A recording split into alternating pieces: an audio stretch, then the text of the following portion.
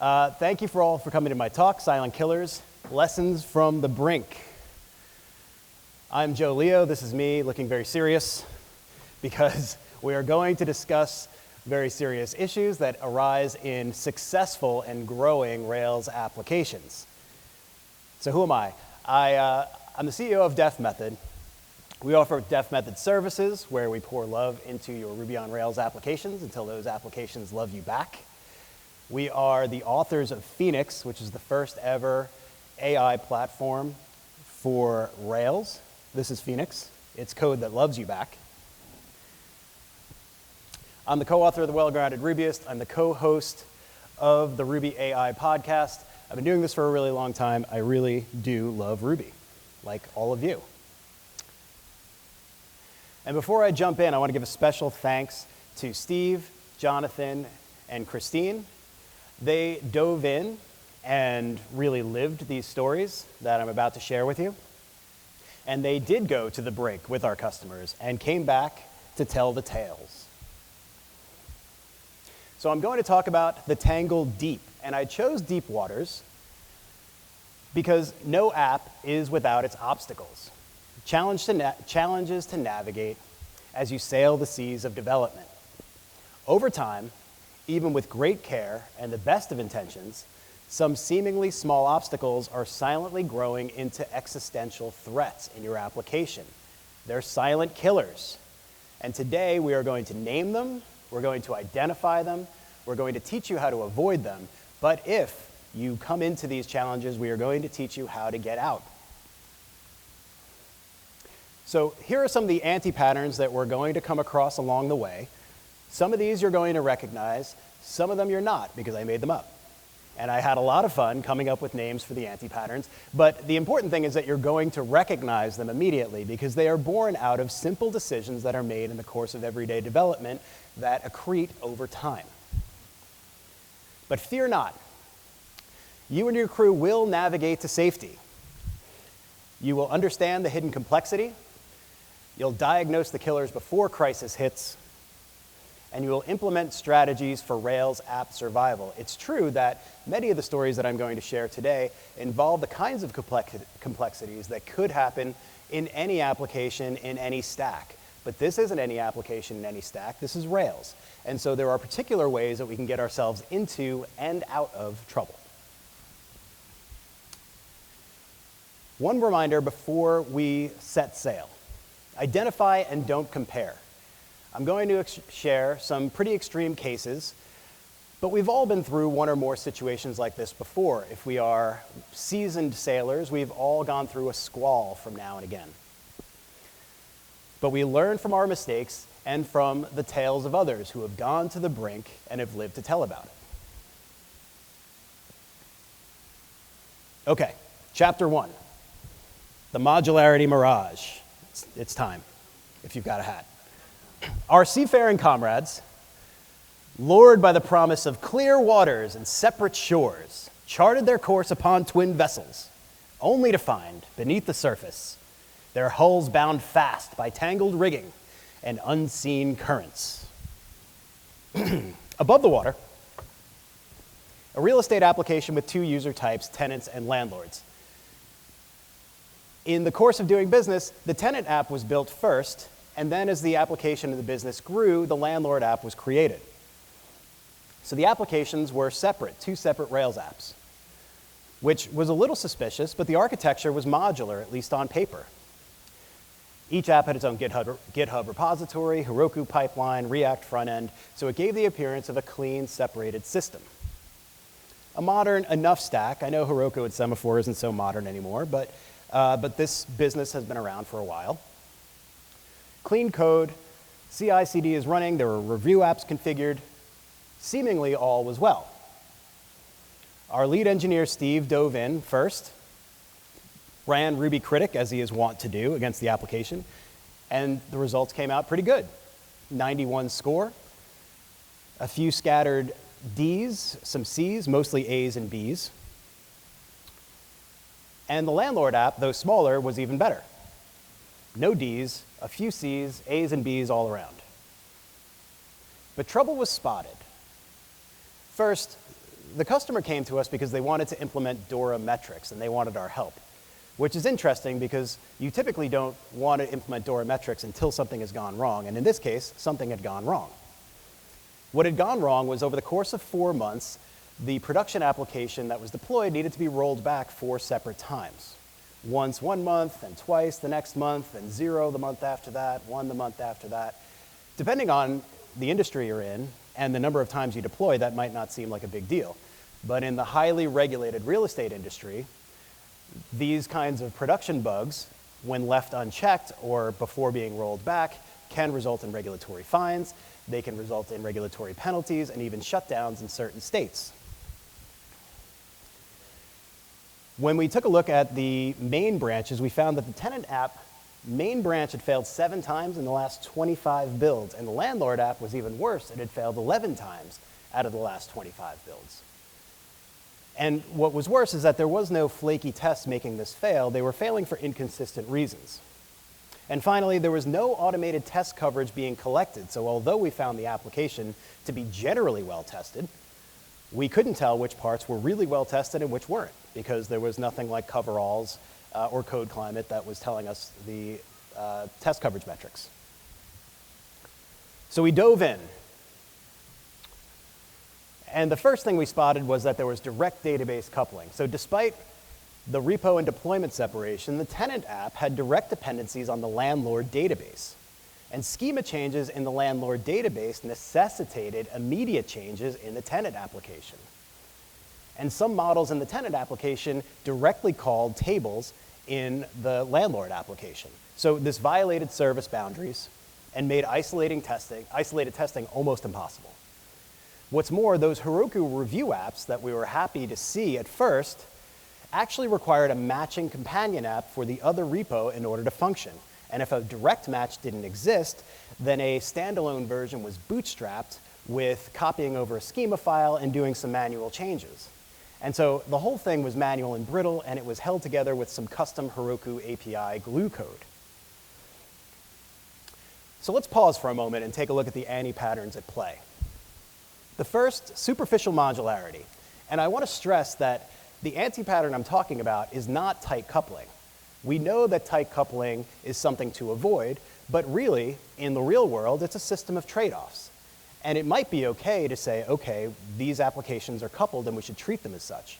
The anti-pattern here is that although the developers were obviously intelligent and could say that, yes, it's not really modular because there's a database dependency, the entire team was still behaving as if they had modular applications. That is superficial modularity. Schrodinger's deploy. Were the deploys alive or were they dead? I have Mark for inspiration on this. So when the review apps are tested, they seem to work, but the manual effort required to set up the review apps into a staging environment or a review app environment was not replicated in production. So we couldn't have confidence that what we were seeing in the review environment was actually going to be there in production. And of course, we had evidence that it was not the same. And finally, broken windows. Just charting along the course, seeing unreliable main builds, features that work locally but fail in staging, and an inability to track test coverage made it so that the code that I write on my computer, I could not have any trust that it would make it to production without failing somewhere, and I didn't know if those failures were real or if they were a product of the environment. Okay. So the consequences here was really that what started as an engagement to implement DORA metrics quickly became a remediation engagement for an existential threat to the business. The schema changes required synchronization deployments, features couldn't be tested in isolation, and of course, confidence was lost among the product and engineering team. So we set to work to untangle the vessels. And we started by breaking the direct database coupling. We removed the database dependency between the tenant app and the landlord app, and we restored true modularity. We used active resource, and I think it's interesting that active resource has kind of faded. It's not really used as much. It's not included in Rails. But I think the main reason that people don't use active resource is because it behaves too much like active record. In this case, people were not using active record enough. And so we thought that this was a nice step in the right direction to allow the tenant app to fetch data over the API rather than reaching into the landlord's database. Next, we added API contract tests. One thing you're going to see over and over, at Def Method, we really love tests. So we used VCR, which is well known. We used PACT, which is slightly less well known, but that's consumer product contract testing, to capture and validate real API interactions. And this protects both sides of the boundary from unintended changes. Then we simplified the review app setup. And I really liked what we did here. We extracted shared logic into a private gem, which helped to remove some of the duplication across both environments for setup. And it helped us to fully automate the review app environment with Heroku rather than having manual steps. And finally, we did what they brought us in there to do, and we did implement some DORA metrics. In fact, Steve created an open source library for calculating DORA metrics using GitHub Actions. Now, it's since been archived in favor of services like Sleuth and LinearB, but both Def Method and the customer were really happy to be able to make that contribution at the time because there was no solution that existed. After that, fair winds and following seas. And we learned some things. That superficial modularity is dangerous, that shared databases are hidden anchors and they need to be cut early. And this one I think is important. DevOps metrics tell the story of architectural health. And it's easy for me, I know, in my own work, to focus exclusively on the health of the application that I'm working on. And I do that with Code Climate and Ruby Critic and whatever CI/CD metrics I may have in place. And I think those are very useful. But it does not tell me the story of how that app behaves in the architectural environment in production. And we need DevOps metrics for that. And of course, real modularity is tested in how things fail and scale. It is fine to say that your application is modular. It's fine to behave as if the application is modular. But if you can't recover quickly from failures and if you can't scale at the speed of your business, then you do not have a modular application. All right. Nice work on the first one. Let's go to chapter 2. The Leviathan beneath. Excuse me, I need my hat. Sailing a vessel built with confidence and craft. The captain believed her charts true and her keel steady, unaware that far below, a great beast had coiled itself around the ship's spine, grown fat on years of unchecked complexity. Thank you, Colin. Appreciate it, putting the hat on. Above the water, we have a marketplace for colocation and networking buyers and sellers. There's a clear separation between the Rails backend and the React front end. It's modular front end with Redux, Webpack, SPAs. It was fine. There are reasonable metrics in place, a code climate rating of a B. Okay, clean controllers, organized UI. The team came to us, or the business came to us, because they needed to add new service categories, but they feared the cost and complexity of extending the system, which is interesting. At first glance, there is not evidence for that. But a closer look revealed, nope, not up to that part. This is just to show you that it's a not small but not very large application, 140, 160,000 lines of code. Some trouble was spotted early. So the CI build had been broken for months due to flaky tests. On one hand, the developers didn't just delete the flaky tests or mark them as pending, which is even worse. But on the other hand, they didn't let it stop them from deploying, and so they were deploying with red builds. Adding to that, there was no JS integration or unit tests, so everything was being tested, in the front end at least, with feature specs. And while I have a soft spot in my heart for feature specs, they are very difficult to maintain, they are very flaky, and they take forever to run. And to top things off, we saw that actually it was only covering about 40% of the front end code anyway. But this is the real smoking gun, if you'll allow me to mix metaphors. The technical debt over the course of 1 month dropped from about 16,000 estimated hours of remediation time to about 2,000 hours, which is 14,000 hours and is really impressive because it was a team of 3 that was working on this. Of course, the code climate warnings were being ignored. And probably, if you're using code climate, you're also ignoring 1 or 2 warnings. 1,500 warnings are being ignored in this case, which is a really extreme example and was masking some really extreme complexity. Looking at the dependency chart for the front end, things are not great, but they're not terrible. This is a manageable amount of dependencies. The real issue we found on the front end was that client-side components like projectview.jsx and requirements.jsx each exceeded 1,600 lines and had some really nasty conditional logic. But this is what the Ruby code dependency graph looked like. And shameless plug, if you sign up for Phoenix, you will get a directed interactive 3D graph of your code, and you can actually look through it and find all of the really gnarly dependencies. But I digress, this was pre-Phoenix. And what we quickly found with this dependency graph was that we had project and quote classes that each had more than 20 responsibilities, so single responsibility principle is out the window. Half of the quote code was devoted to pending quote generation and automation, so state management happening in the file, and active support concerns were burying yet more complexity. And we'll get to that in a moment. I already mentioned the code climate warnings, and there were an intense number of model dependencies. The anti-patterns at play here. First, Leviathan classes, which you may call God classes, but I'm trying to stay on theme. The God classes or the Leviathan classes are usually giant classes in your application that have tons of responsibilities, often tons of dependencies. They are very difficult to test, they are very difficult to maintain, and they're even more difficult to add new features or to actually iterate upon. I see some people shaking their heads and smiling. These are really common, God classes. Warning fatigue.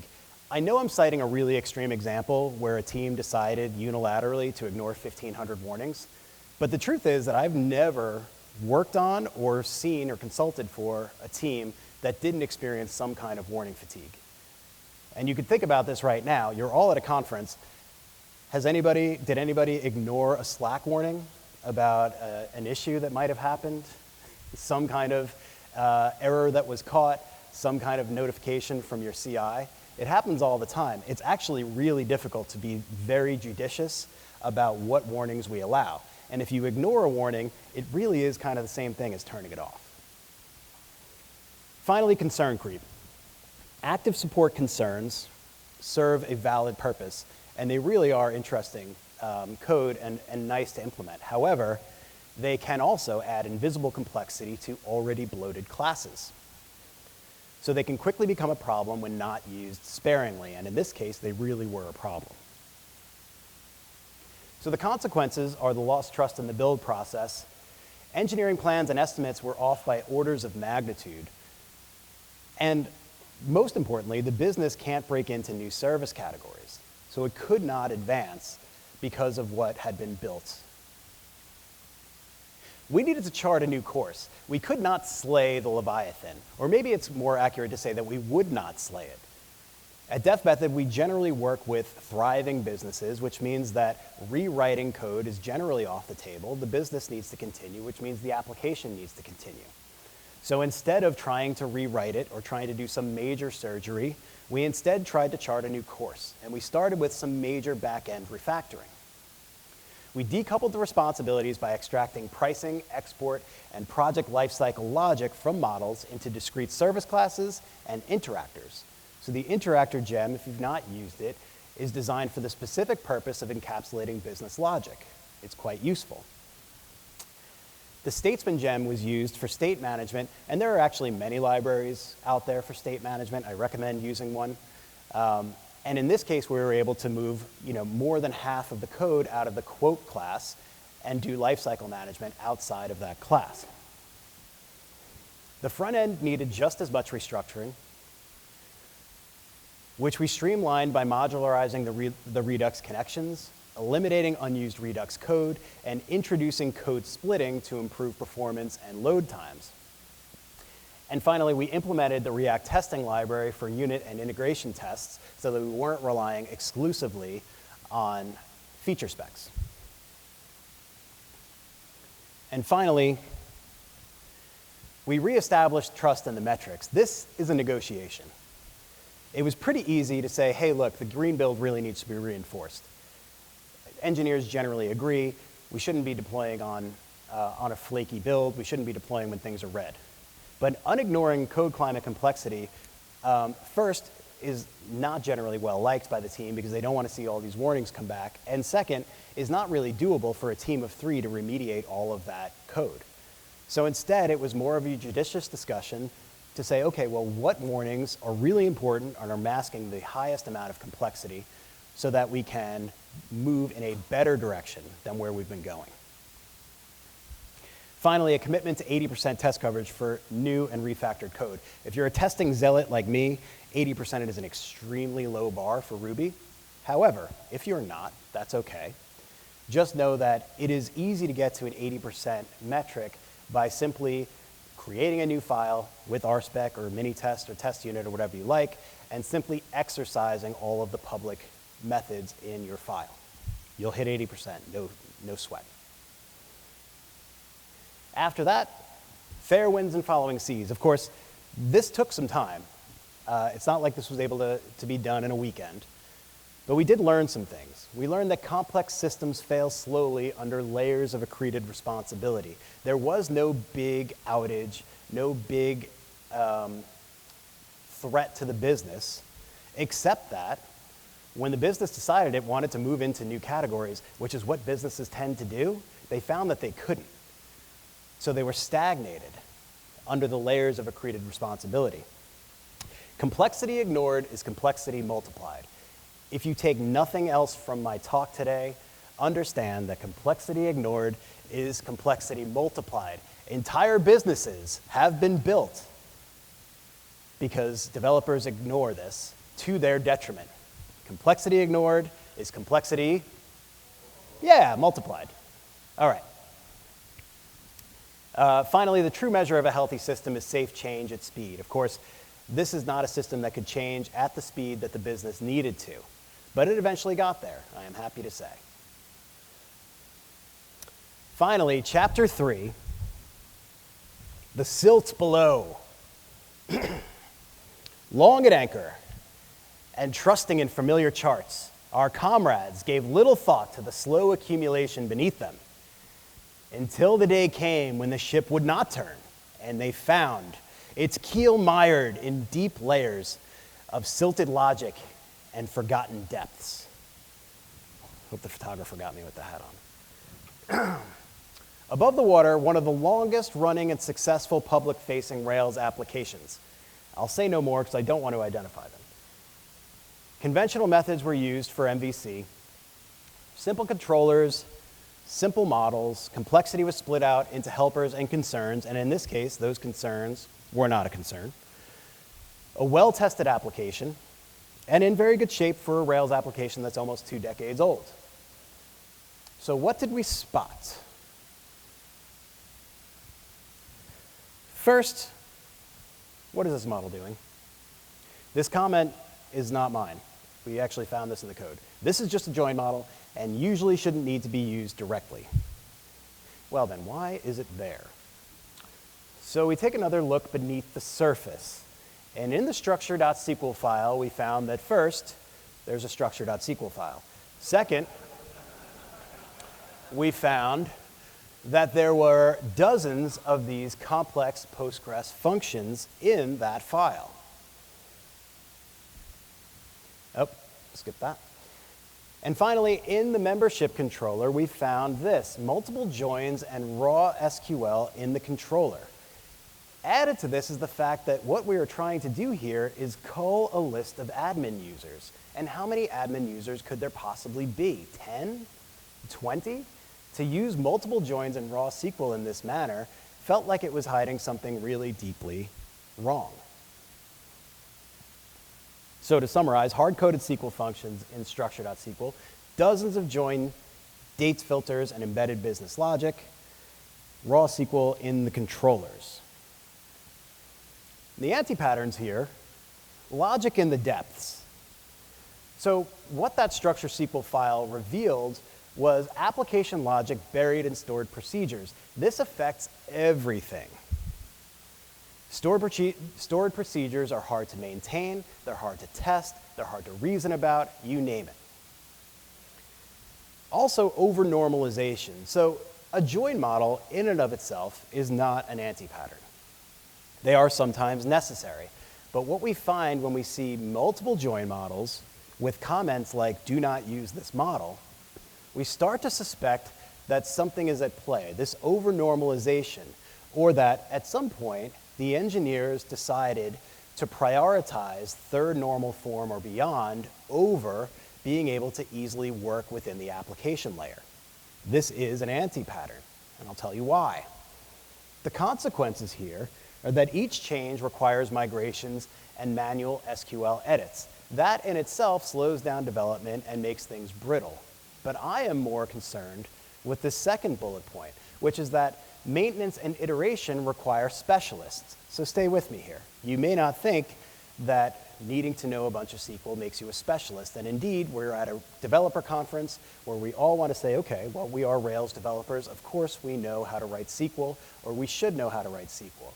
But if you stop and think for a moment about the kinds of developers that can modify or maintain or iterate upon this, I guarantee you are thinking about your more experienced engineers. So to the detriment of your less experienced engineers, which means that all of a sudden you are creating this, this dynamic or this dichotomy where only maybe half or fewer of your developers can actually contribute to the entire application meaningfully. And let's face it, it's just a database. Everybody should be able to participate and add features. In full disclosure, we have not excavated this hole just yet. This customer has actually a lot of issues, and we have not yet gotten to the point where we can start to separate the structure.sql file or break it up. But this is what we will do when given the chance. First, surface and catalog. Find every Postgres function in that structure file, classify each by complexity, frequency of use, and dependency on application tables. I'm betting that there are some stored procedures there that are no longer being used, and wouldn't that be nice to just delete them? For the rest, we want to detach from structure.sql if possible. I understand that there can be really fine-grained database tuning happening in the structure.sql file, but barring that, we really should all get onto the schema.rb. We'll surround with tests, and for critical or interconnected functions, we would add contract tests to ensure that downstream logic remains stable throughout the transition, and incrementally replace. So we can rewrite that SQL in active record scopes or in RL, and we can extract the service objects and cache as needed for performance reasons. After that, we would of course have fair winds and following seas. The thing to learn here is that a structure file deserves scrutiny. It doesn't mean that it's bad, but it can sometimes be done because the team is working against what Rails gives you. And certainly in an application that's been running for almost 20 years, it could be that Rails didn't always give us the means to get around that structure file, but it does today. Rails conventions mixed with embedded Postgres logic create split maintenance paths and thus specialists. And join models may be a sign of over-normalization. Okay, the storm has passed. The sails are mended. And for now, the waters are calm. The crew stands at the helm, not unscarred, but wiser. Their hands, I already lost my place, their hands guided by hard-won knowledge of what lurks below. They know that even still seas conceal silt, and fair winds may yet lead toward hidden beasts, but with eyes sharpened and a vessel made ready, they sail on. Thank you, everybody, for coming. I really appreciate it. You have made this an incredible experience.